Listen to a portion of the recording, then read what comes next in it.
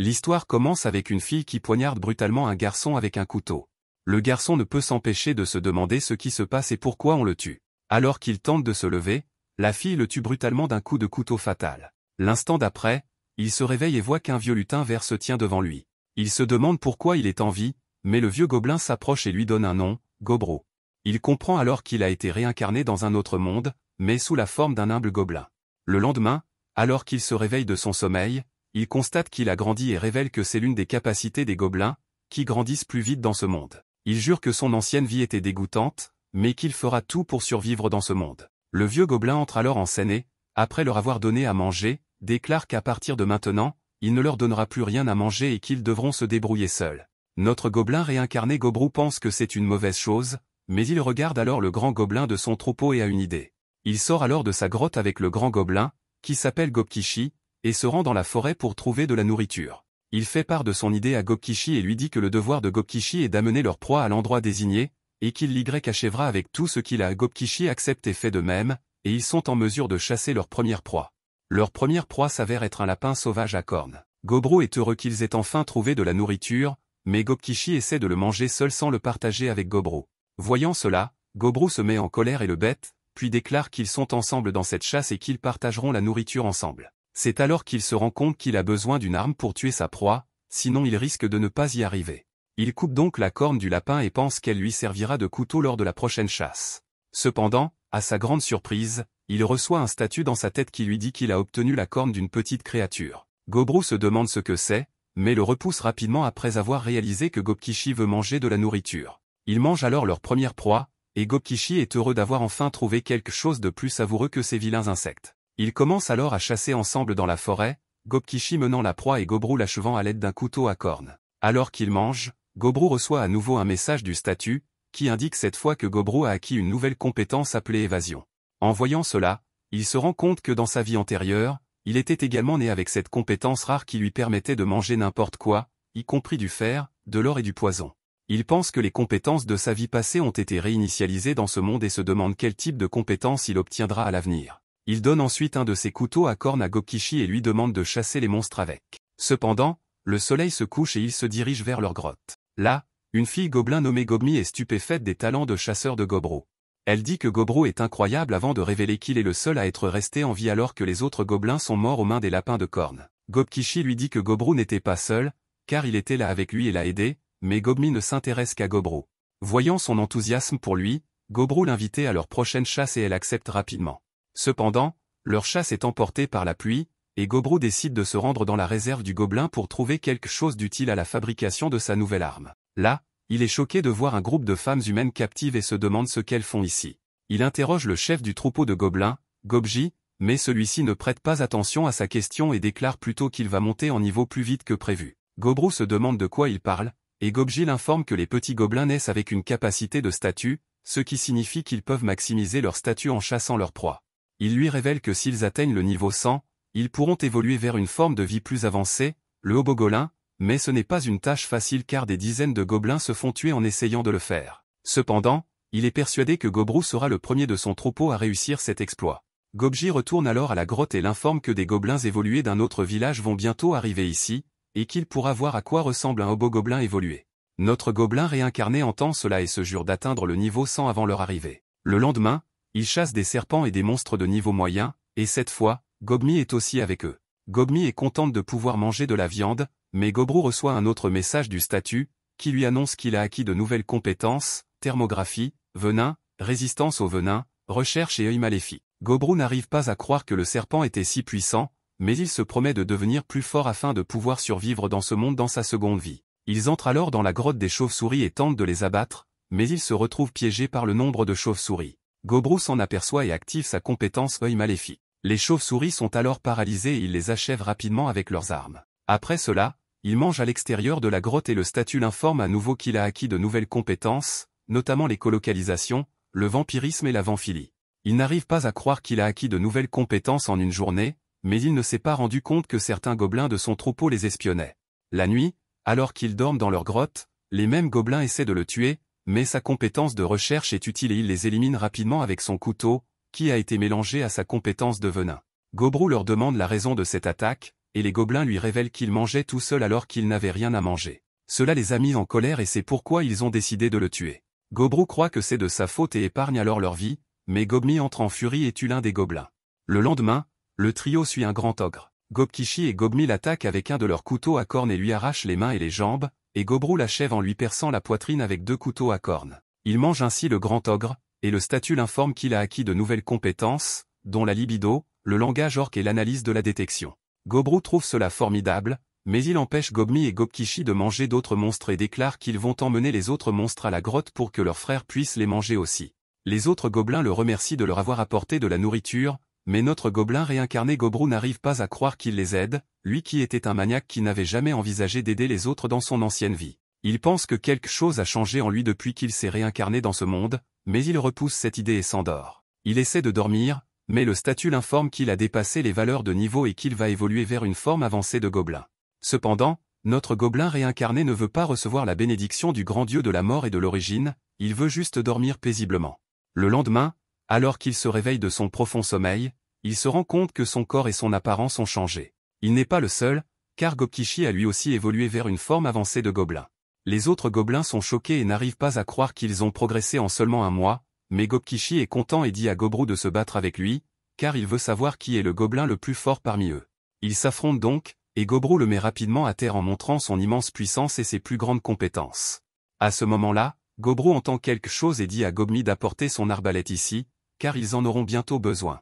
Nous voyons alors que certains des grands loups chassent les lapins de cornes et les tuent pour s'amuser. Ils ne s'arrêtent pas là et tuent un grand ogre qui passait par là. Gobru voit cela et dit à Gobmi de les attaquer avec une arbalète. Gobmi s'exécute et tue l'un des loups avec une flèche mélangée à du venin. Ils attaquent ensuite les loups avec leurs formes avancées et les éliminent rapidement grâce à leurs nouvelles compétences. Le chef de la meute tente de tuer Gobru, mais Gobmi le tue d'une flèche et il tombe devant Gobru. Gobru le dévore et le statut l'informe alors qu'il a acquis de nouvelles compétences, dont chasse sauvage, armure de peau et une compétence de commandement appelée ordre. Il ramène tous les loups tués à la grotte et les donne à leur troupeau. Les gobelins remercient Gobru de leur avoir apporté de la nourriture et lui demandent de leur apprendre à chasser, car ils veulent être à ses côtés. Gobru entend cela et déclare qu'il leur apprendra à chasser.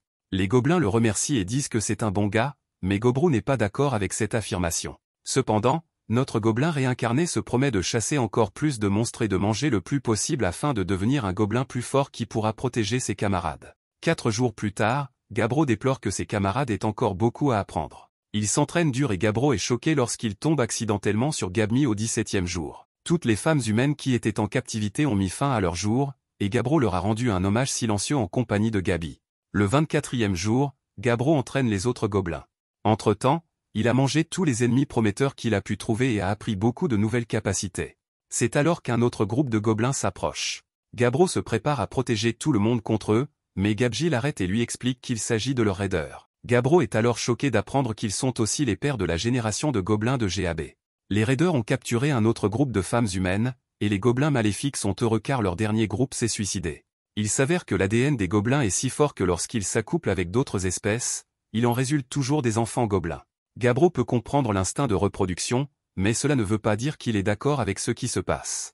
Il demande à être le seul à s'occuper des femmes humaines, mais cela ne fait que contrarier les raideurs. Les gobelins de la génération de GAB sont prêts à le défendre, mais cela ne fait que diviser les deux groupes. C'est alors que 2 filles gobelins arrivent pour dire aux 2 camps de cesser de s'engager dans une guerre civile. Il s'agit de Gapsato et de la mage Gapsi. Ces filles de génie ont eu l'idée géniale de faire combattre les chefs des 2 générations, et le vainqueur décide de ce que le village va faire à partir de maintenant. Le raider veut donner une leçon à Gabbro, qui accepte de se battre à son tour. Le combat se termine très vite car Gabbro utilise une sorte de ficelle mystérieuse. Les autres ne comprennent pas comment il a fait, alors Gabbro explique qu'elle sort tout simplement de son corps. Il explique alors qu'il s'agit d'une capacité qu'il a apprise et qui lui permet de produire de la soie d'araignée, et qu'il l'a apprise après avoir mangé une araignée démoniaque. Les filles sont étonnées que quelqu'un comme lui soit né pendant leur absence, et Gabbro annonce son nouveau statut officiel de chef du village. Il demande si quelqu'un a un problème avec cela, mais personne ne décide de s'opposer à lui. Gabbro dit ensuite aux humains qu'il a ordonné à tout le monde de ne pas les toucher. Il ne fera rien non plus, et ils trouveront le temps de les renvoyer dans un village humain. Les filles se demandent si elles vont devoir faire quelque chose, et nous apprenons que Gabbro n'a pas agi de manière totalement désintéressée, il veut le savoir des humains. Gabbro leur pose quelques questions et apprend que ces filles faisaient partie d'une troupe de voyageurs lorsque les gobelins les ont attaqués. Tous les hommes ont été massacrés, et ces 5 filles étaient les seules survivantes. Le 28e jour, GAB est surpris de voir que les filles semblent heureuses. Il se rend compte qu'elles n'ont pas tout surmonté, mais qu'elles adoptent une attitude positive, car cela rend les choses plus faciles. Gabbro a cuisiné pour elles, en espérant que cela les aiderait. Parmi les filles, il y a 2 sœurs cuisinières et une couturière. Celle qui a des lunettes est alchimiste, et la fille distraite est évaluatrice et forgeronne. Quant à la rousse, c'est une guerrière débutante. Il décide donc de la faire participer à leur entraînement plus tard. Gabbro entraîna alors tout le monde à fond et les insulta lorsqu'ils étaient fatigués. Les jours suivants, il se concentre sur les exercices de groupe plutôt que sur la chasse, et il leur inculque les nouvelles règles qu'il a établies pour le groupe. Le 31e jour étant pluvieux, Gabbro et Gabkishi se sont livrés à un entraînement très intense sous les yeux ébahis de tous.